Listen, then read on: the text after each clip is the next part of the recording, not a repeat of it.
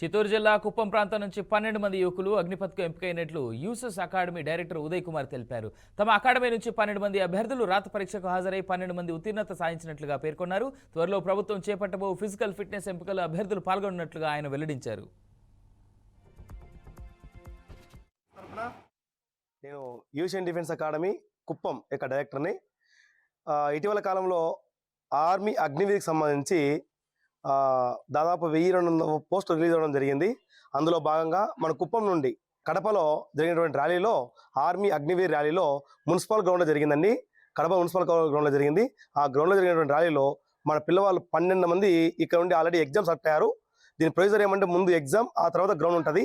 So exam qualify అయిన పిల్లలు 12 మంది మన ఇన్స్టిట్యూట్లో అకాడమీ చదువుకునే వాళ్ళు నేరుగా 12 మంది వెళ్ళడం, 12 మంది అటెంప్ట్ టైము ఒకేసారి 12 మంది రన్నింగ్ క్లియర్ చేయడం చాలా సంతోషం అనిపించింది.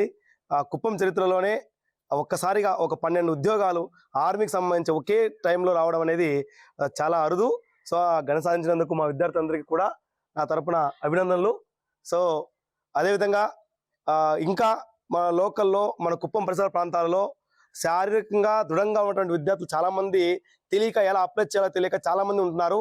సో వాళ్ళందరికీ విన్నపం ఏమంటే మీరు ఒకసారి రండి, చూడండి.